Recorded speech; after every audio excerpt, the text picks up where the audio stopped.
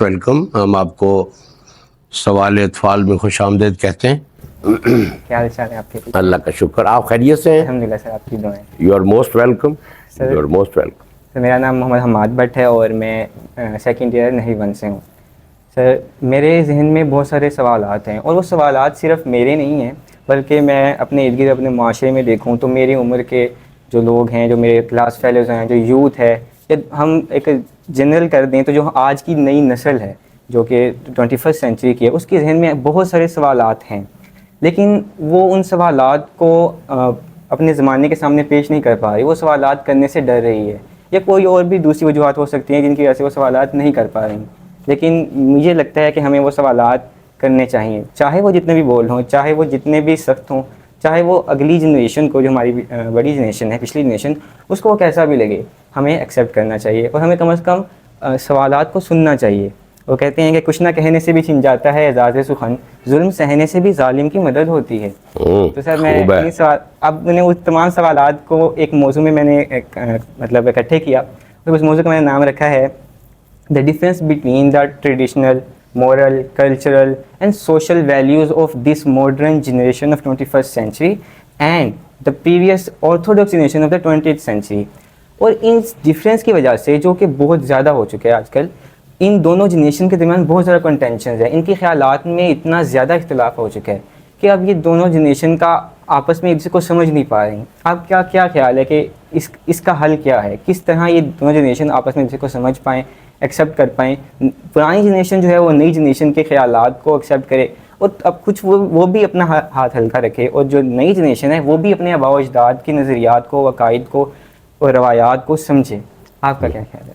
نہیں، آپ نے جس طریقے سے اپنی گفتگو کا آغاز کی ہے وہ اس سے مجھے بہت خوشی ہوئی ہے کہ آپ جس طریقے سے اس ماڈرن ورلڈ کو دیکھتے ہیں اور جس طریقے سے آپ ایک انسائٹ پیدا کی ہے ان مسائل میں، اور آپ کی یہ رائے کہ ان سوالات کو سامنے آنا چاہیے، اور ہمارے جو اساتذہ کرام ہیں، اہل علم ہیں، ہمارے جو پڑھنے لکھنے والے لوگ ہیں، دانشور ہیں، ان کو ان سوالات کا جواب دینا چاہیے. اب تک آپ نے جو کہا اس کو میں جس حد تک سمجھ سکا ہوں، آپ نے کہا کہ جو پرانی نسل ہے اس کے طرز زندگی میں، ان کی سوچوں میں، اور جو آج کی نسل ہے، ینگ جنریشن ہے، اس میں بہت زیادہ ایک فاصلہ پیدا ہو چکا ہے. تو آپ کی اس رائے سے میں متفق ہوں کہ یہ فاصلہ بہت زیادہ پیدا ہو چکا ہے، اور وہ خلیج وقت کے ساتھ بڑھتی چلی جا رہی ہے. تو اس میں جو ذمہ داری ہے، میرا خیال ہے وہ جو سینئر جنریشن ہے، جو بڑے ہیں، وہ استاد ہوں، والدین ہوں، دانشور ہوں، اہل علم ہوں، یہ ان کی ذمہ داری ہے کہ وہ اپنی چیزوں کو آئندہ آنے والی نسلوں تک منتقل کرنے کی کوئی میکانزم بنائیں تاکہ وہ ان کے ساتھ انگیج بھی ہو سکے، اور جن چیزوں کو پرانی نسل عزیز سمجھتی ہے، قیمتی سمجھتی ہے، وہ اپنی نئی نسلوں کو منتقل کر سکے. تو میرا خیال یہ ہے کہ ہم اس طرح کی کوئی میکانزم بنانے میں کامیاب نہیں ہو سکے. مثال کے طور پہ ہمارے یہ ادارے ہیں جیسے، یا ہماری صحافت ہے، اور جو اس وقت کتابیں لکھی جا رہی ہیں، اس میں وہ ہم جن تاریخ کے جن حالات کا شکار ہو چکے ہیں وہ اس کو ایڈریس نہیں کرتے. میں اس میں آپ سے 100% متفق ہوں کہ ایسی میکانزم یہ ہے کہ ایگزسٹ نہیں کرتی، اور وہ خلیج جو ہے وہ بڑھتی چلی جا رہی ہے، اور جو نوجوان ذہن یا نئی نسل جن چیزوں کے بارے میں سوچتی ہے، وہ بعض اوقات جو سینئر جنریشن ہے اس کو سمجھ بھی نہیں آتے. اگر آپ ان سے بات بھی کریں تو ان کو سمجھ نہیں آتے، اور سمجھ نہ آنے کی وجہ سے وہ ریئیکٹ کرتے ہیں اور وہ ججمنٹس دیتے ہیں. وہ پھر کہتے ہیں کہ تم بدتمیز ہو گئے ہو یا گمراہ ہو گئے ہو، اور وہ نوجوانوں پر ایک طرح کی سختی جو ہے وہ شروع کر دیتے ہیں. تو نوجوان جو ہے وہ خاموش ہو جاتے ہیں، اور جب وہ خاموش ہوتے ہیں تو ان سوالات کی جو ایک لیتھیلٹی ہے، یا جتنا وہ ڈیمیج کر سکتے ہیں سوالات، ان کی ڈیمیج کرنے کی اور انسانی شعور کو نقصان پہنچانے کی جو حیثیت ہے وہ بڑھ جاتی ہے. میں اس سے آپ سے متفق ہوں. سر یہ ہے کہ جس طرح ہم نے جو جن زی ہے یعنی کہ جو نیو جنریشن ہے اس نے دیکھا کہ جو ہمارے 21 سینچری کے خیالات ہیں وہ بالکل مختلف ہو رہے ہیں اور ایکسپونینشلی گروتھ بھی کر رہی ہے اس کے اندر 20th سینچری کے آرتھوڈاکس خیالات سے.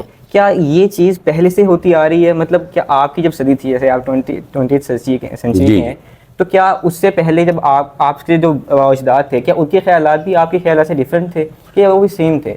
میرا خیال ہے کہ یہ جس صورتحال کی طرف آپ نے اشارہ کیا ہے یہ جب ہم آپ کی عمر کے تھے اس وقت یہ ایگزسٹ نہیں کرتی تھی. اس وقت جو یہ فاصلہ ہو رہا ہے دیکھیں ایک تو وقت کی رفتار تیز ہو گئی ہے. اس میں جو بنیادی عنصر ہے کہ وقت بہت تیزی سے گزر رہا ہے اور چیزیں بہت تیزی کے ساتھ سامنے آتی ہیں, نئے خیالات اور نئے تصورات تیزی سے دنیا میں پھیل جاتے ہیں. اس کی ایک بہت بڑی وجہ ٹیکنالوجی ہے. ٹیکنالوجی نے چیزوں کو جس طریقے سے گلوبلائز کیا ہے, جس طریقے سے ان کو معاشرے میں پھیلایا ہے اور جو سوالات کھڑے کیے ہیں ان سوالات کو ایڈریس کرنے کی کوئی میکنزم ہماری جنریشن نہیں رکھتی. ہاں یہ ہے کہ ہمارے زمانے میں ہماری جو جنریشن تھی وہ اپنے والدین سے اور ان کے طرز زندگی سے زیادہ جڑی ہوئی تھی اور ہم ان کی بات سمجھ لیتے تھے اور وہ ہماری بات سمجھ لیتے تھے. اس وقت جیسے سوشل میڈیا کا امپیکٹ ہے, نئے خیالات کا امپیکٹ ہے, اس کی وجہ سے جو ایک کمیونیکیشن گیپ ہے وہ بھی بہت زیادہ بڑھ گیا. مثال کے طور پر ہمارے معاشرے میں, ہمارا معاشرہ بنیادی طور پر ایک مذہبی معاشرہ ہے اور مذہب پر سوال کرنا اپنے آپ کو خطرے میں ڈالنا ہے. آپ مذہب کے کسی بھی پہلو پر کوئی سوال اٹھائیں تو آپ ایک خوف کی کیفیت میں ہوتے ہیں. اور میں نے دیکھا ہے نوجوانوں سے, میں ملتا بھی رہتا ہوں, کہ نوجوان بہت نیک نیتی سے اور ایک اخلاص کے ساتھ وہ سوالات وہ پوچھتے ہیں, کیونکہ جو ایک پورا طرز زندگی ہے نا, جدیدیت, وہ ایک پورا طرز زندگی ہے اور اسلام جو ہے وہ ایک مکمل ہدایت ہے. اب جدید دنیا میں اس میں بہت سارے تضادات پیدا ہو گئے. مثال کے طور پر ہماری زندگی کو, ہمارے شعور کو جو چیزیں ڈیفائن کر رہی ہیں, جو چیزیں ان کو متعین کر رہی ہیں, وہ ماڈرنٹی کی پیدا کر دیں. جدیدیت نے جو ٹیکنالوجی فراہم کی ہے, جو خیالات فراہم کیے ہیں, جس طرح کے معاشرے بنائے ہیں, ادارے بنائے ہیں, جیسے سکول ہے اور ہمارے کلچر میں جس طریقے کی تبدیلی آئی ہے, تو فرد جو ہے اس کو تبدیل کرنے والی جو قوتیں ہیں وہ ساری جدیدیت کی پیدا کر دیں. ٹھیک ہے نا, وہ ہمارے شعور کو بھی متاثر کر رہی. مثال کے طور پر یہ ایک ادارہ ہے جہاں آپ پڑھتے ہیں, جہاں میں کام کرتا ہوں. فرض کیا یہ ادارے, اس ادارے کا ایک ایک اینٹ جو ہے, اس کا ایک ایک تصور جو ہے, اس کی ایک ایک ایکٹیویٹی جو ہے, اس کا ہر تصور, اس میں کام کرنے والا ہر آئیڈیا, اس کی تشکیل کرنے والے افکار, وہ سارے کے سارے انگریزوں نے ہمیں دیے.